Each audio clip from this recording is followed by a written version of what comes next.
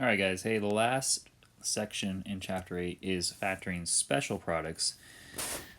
So two things that we're going to accomplish with this lesson. First of all, we're going to factor binomials that are the difference, and that is a key word, difference of squares. Remember that difference just means, in words, difference means subtraction, right? So we're looking at things that are being subtracted. And what type of things? Squares. So we'll talk about that here in a minute. And then number two, we're going to factor trinomials that are perfect squares. So I'll show you guys what that is shortly. Here we go. So first of all, what is a square? Okay, so a square has the same dimensions, right? If you think about what a square is in general, it's a terrible square, but imagine it's perfect there. It has the same dimensions, right? So if it's truly a square, if this length here is 2, then this length here is 2. So the area here of the inside, remember then, would just be made up of these 1 by 1 blocks that are in here, or squares that are in here, and there would be 4 of them, because 2 times 2 is 4. So anytime you take a number and multiply it by itself, that is a perfect square. Okay, so we have 2 times 2, or 2 squared, right? And even that little thing squared, that just means it's multiplying it by itself, and it all relates to this idea that we just talked about here. So 2 squared is 4, 3 squared is 9, 4 squared is 16. You'll become more and more familiar with these. Hopefully you already are pretty familiar with a lot of these. 5 squared, 6 squared, 36, right? So then we get down to y. All right, so then if you have y times y, and we don't know what the dimension is, right? If we don't know what this is, we can call it x or y or call it whatever. But then it'll just become, if this unknown dimension is x or y, then the area inside would become x squared. Okay, so x squared is a perfect square, and then anything like that is perfect that goes in front of that x squared could also be considered a perfect square. So for instance, if I say 4x squared, this is the same exact thing as 2x squared in parentheses, right? Because that square applies to both things that are in there. And so we'll talk a little bit more about that. But this, if you see something like 4x squared, that is something that could be written as a perfect square. Okay, so really quick, you guys, because I want you to see the connection. We did this a couple lessons back, but if you were to use the distributive property, and I encourage you to pause the video and do some of these out, but do them all out real quick. But if you do these out, right, I'll just do the first one here just to show the pattern. If I do x times x, I get x squared, right? X times negative 3 gives me negative 3x, and then 3 times x gives me positive 3x, and then 3 times negative 3 gives me negative 9. What you'll notice with all of these patterns here is that the middle guys are always going to disappear if I have the same factors here with different signs. Okay, if it's the same factors with different signs, I know that these middle terms will always cancel out. And notice what I'm left with. I'm left with x squared minus 9.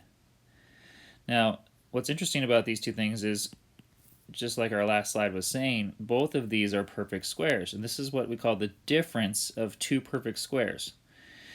Okay, you can write that as x something squared minus something squared. What are the two things? It's x and 3, right? X squared gives me x squared, 3 squared gives me 9. I can rewrite it like this. And if you can do that, there's this special rule that we can use today. So we're gonna actually start with these things today and go back to these. Okay. So for the next one, we have, this will be just x squared. The 6 x's will cancel out, and you'll get minus 36, which written as perfect squares would be x squared minus 6 squared, right? So notice it's tied back to these factors, right? And then for the a and the b, it would be a squared minus b squared. Okay, so hopefully you see that pattern. Okay, so if I say to factor x squared minus 25, what you have to think of is, can you write that as something squared minus something squared? And here we can. We can say this is an x, this is a 5. So my two factors are x plus 5, x minus 5. It's whatever you get inside these little parentheses. And if if you're to distribute this out, you can prove to yourself that that is true. Okay, so what happens when both factors are positive? All right, so notice what happens here if you distributed this out and they were positive instead of negative. Okay, some people ask me, why can't you factor the sum of squares like this? Well, here's why. So x times x gives you x squared, right? But then you have x times 3, which is positive 3x, and then I have another 3x, right? So plus 3x again, and then plus 9. So this becomes x squared plus 6x plus 9. And there's a pattern there as well. It's just not the difference of squares, right?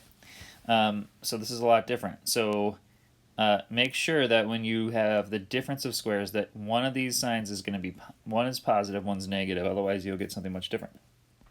Now, typically if I had you in a classroom together and we were learning, I said have you partner up and factor this one together and have a nice discussion about this. So this is the sum of two squares, right? So can you get anything, can you break anything apart into factors that work here? So what I've had students try here is, oh, well, this is a perfect square, this is a perfect square, so they try x plus 2, and then a lot of people try x plus 2 again. Okay, but if you did x plus 2, x plus 2, since this is not a difference of two squares, you would end up with x squared plus 4x plus 4, which is a little different. It has this 4x in there, right? So that doesn't work. And then if you did x squared, x plus 2, x minus 2, you'd end up with x squared minus 4 when you distribute that out. So it turns out that there's actually no way to factor the sum of two squares. Okay, so that's actually in simplified form done. You can't do anything with it. All right, so they might throw a couple of those at you and you're just going to say it's prime or just say that it's not factorable. Okay, so the difference of squares. Here we go. So notice here we have the difference of two things. So whenever you see, if you're factoring and you see two pieces with a subtraction sign in between them, it's a good idea to check to see if you can write these things as something squared minus something squared. And in this case, 16 is a perfect square, and so is h, right? Because h is being squared. So if I take the square root of 16, I get 4. Okay, and then h, there's an h there obviously.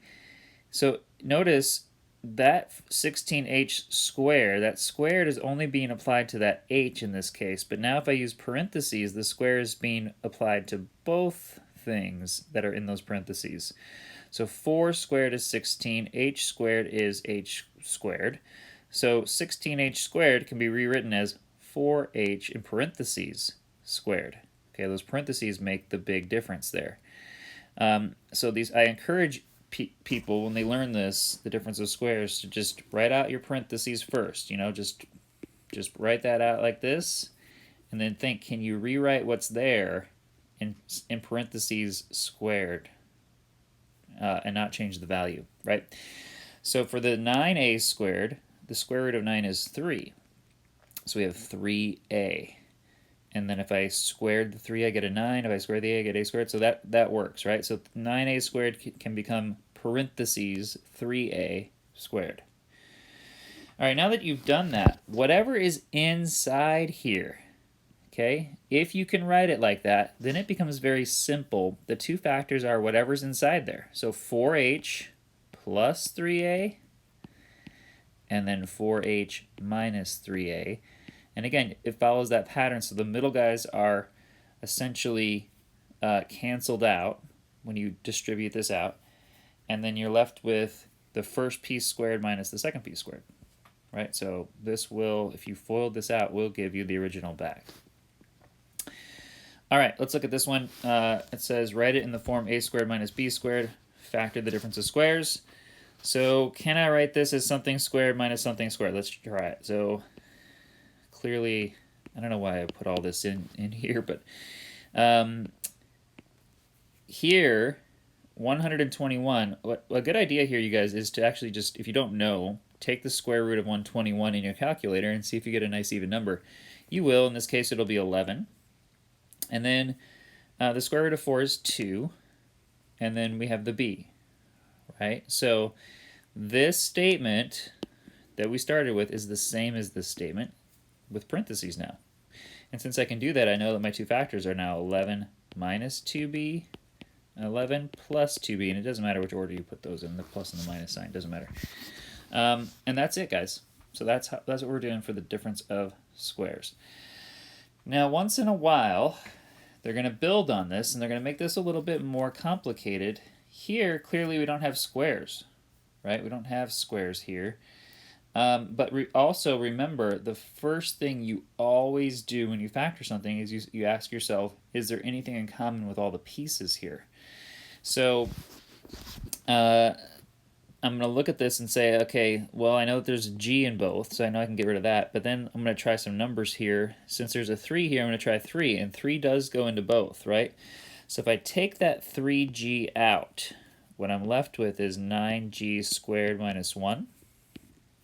Okay? And don't forget that 3g, once you've taken it out, goes along for the ride. Okay, so that is part of your answer. Notice I had that as part of my answer. But then I look at this, right, and I say, okay, is this a difference of squares? And remember that the first perfect square is actually 1, right? If you have a 1 by 1, it's a 1. The area of the square is 1, right? So for this piece, I can write it as something squared minus something squared. The something here is going to be 3, because the square root of 9 is 3, g, and then the square root of 1 is 1, right? So 1. So I get 3g plus 1, 3g minus 1, and I took a 3g out in the beginning. So that is my factored form. Okay, so sometimes you just have to take something out first and then do what we've been doing. Okay, so those are all just ways of learning the information. Now we're going to go through and do a bunch of these pretty quickly. Okay, so I'll probably have you guys pause the video and do a couple of these, but let's try this one out. So here we go. I'm always looking for something squared minus something squared. In this case, if I take the square root of 81, I get 9, right? So this is 9 squared minus c squared. So my two factors are 9 plus c, 9 minus c. All right, so there's my first one.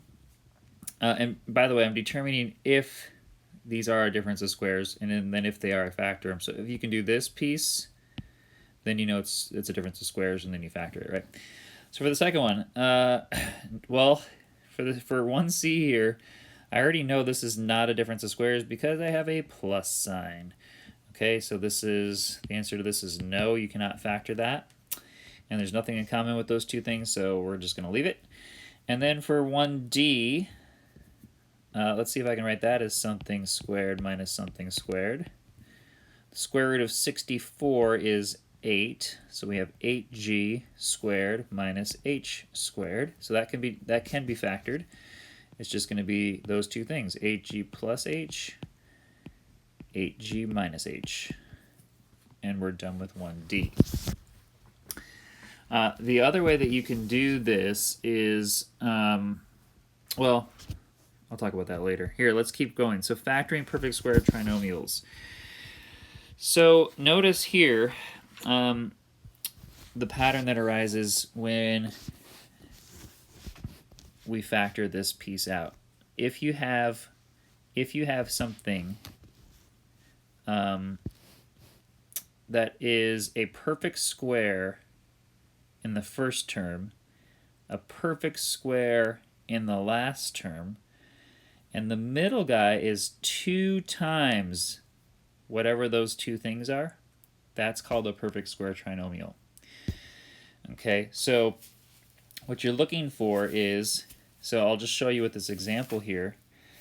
If the first thing, so I'm looking for, okay, can the first thing be written as something squared? And in this case, it would be x, right? And then the last piece can be written as something squared. In this case, that would be 4, right? And then the middle guy has to be 2 times whatever is in these parentheses.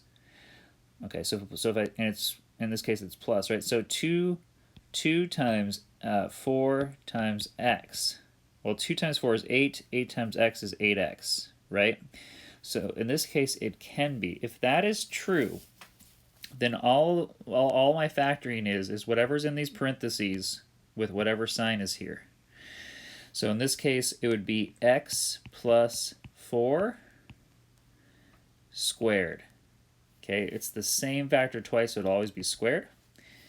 And the sign here tells me what I need to do. So if it was x squared, for instance, minus 8x plus 16, then we would have x minus 4 squared, okay? Because I would do the exact same process, but I have a minus sign here, so I know that it would be minus. Okay, so that's called the perfect square trinomial.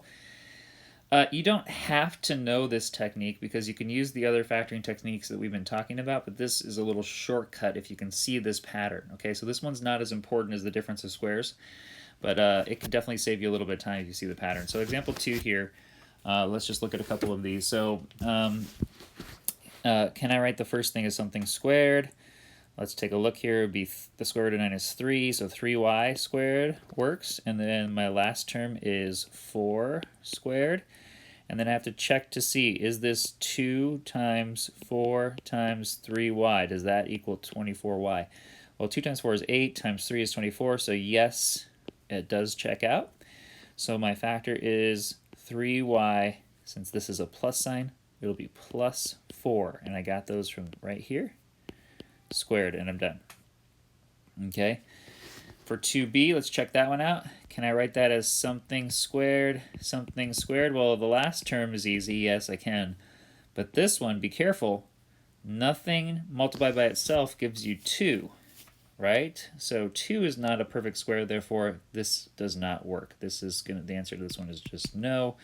This is not a perfect square trinomial because you cannot write that as something squared, right? The A works, but there's nothing else that you could put in here. Well, nothing else that's nice anyways. Okay, so example 4 says choose a strategy that we've learned now and factor. Okay, so here's what I'm going to show you guys. So far, you know, in factoring, we usually have 3 pieces. They're called trinomials, but whenever you see a binomial with a subtraction sign in between, the first thing you always do is ask yourself, can I take anything out of both pieces? The second thing you do is you look for a difference of squares. Okay, so here, notice that there's a 2 in common with both pieces. Okay, so I'm going to take the 2 out, right? 2 is gone, and now I can write this as x squared minus 16. It was important to take the 2 out in order so it's very important to check to see if there's something that comes out of both terms here. Because now that opened my eyes to see that this is now the difference of, now that the 2 is gone, this is now a difference of squares, right? I can write this as x squared minus 4 squared, because the square root of 16 is 4. The 2 is still there, by the way. So I always, go down to my answer line. The 2 is part of my answer.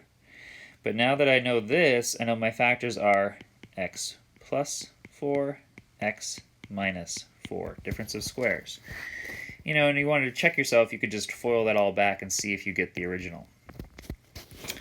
For 4b, what I'm going to look for here is, whether or not it's a perfect square trinomial, and if not, then I'll just go to regular factoring, right? So first things first, can I take anything out of all the pieces?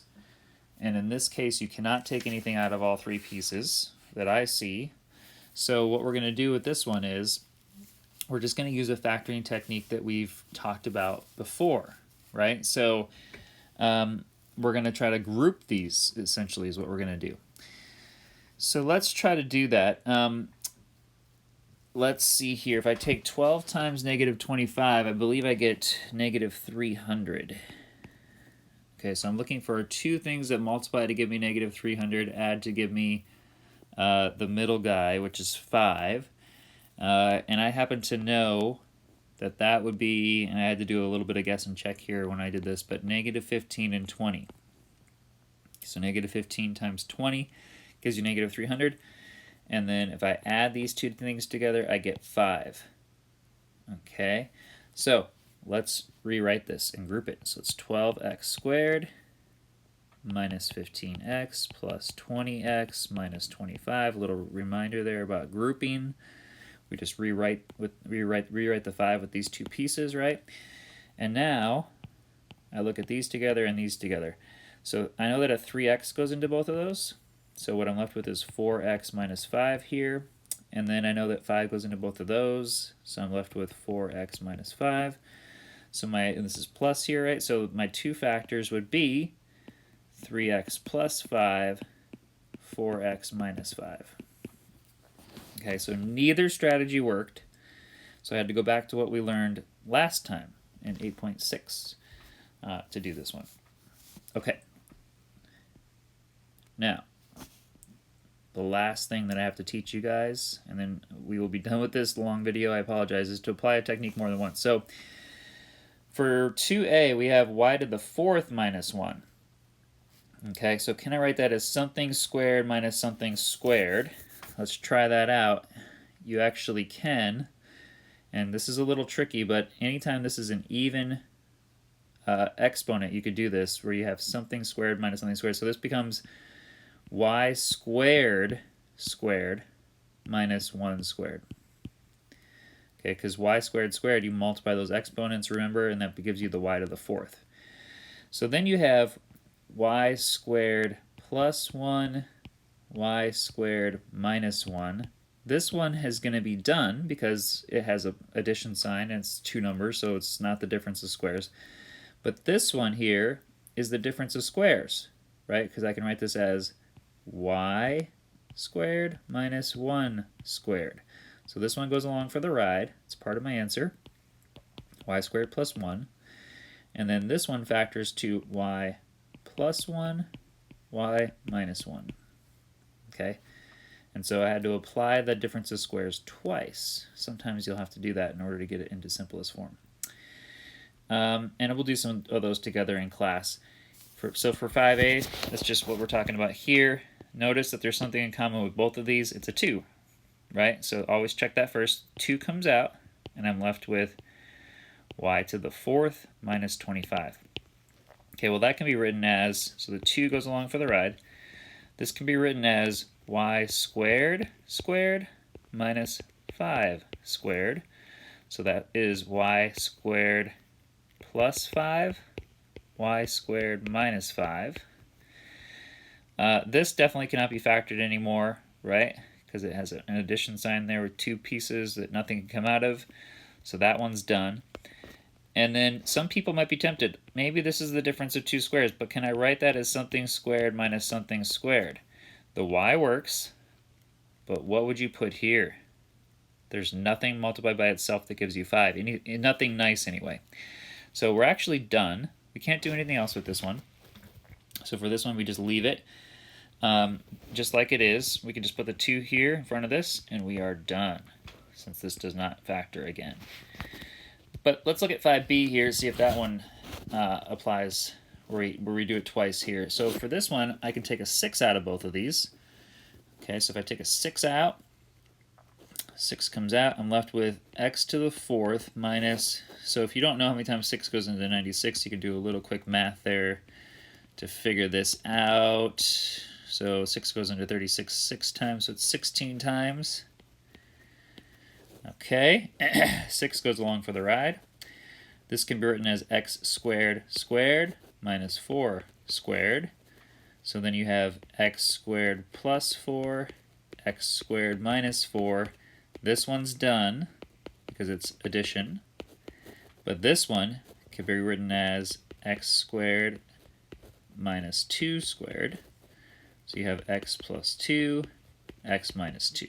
So we had to apply the difference of squares twice in that case. Okay, that's some of the most complicated factoring you'll ever get into right there. At least in Algebra 1. So And we'll do some more like that in class, you guys, because I know you'll probably run into a couple of those where those are a little more difficult, but that's how you would do that type of a problem. And then for 5C, the last example here before you go into your homework, we have to group these. Okay, so whenever there's 4 terms, remember you can group, right? So that's one of the rules. So if I group these like this, then I have an m squared in common with both of these. So if I take an m squared out, I'm left with 2m plus 1. Here I could take a negative 25 out, and I'm left with 2m plus 1, okay, which is what I was going for, the same thing in both. But now notice what happens. We have m squared minus 25 as one of my factors, and then I have 2m plus 1 as my other. Okay, this one's done, but this one I have to check. Are these a difference of squares? Yes. M squared minus 5 squared. So I have m plus 5, m minus 5, 2m plus 1, and I'm done. All right, so once in a while you have to group, and then you might have a difference of squares in there, so always got to check for that difference of squares. And that's it for this video, you guys. We'll catch you guys next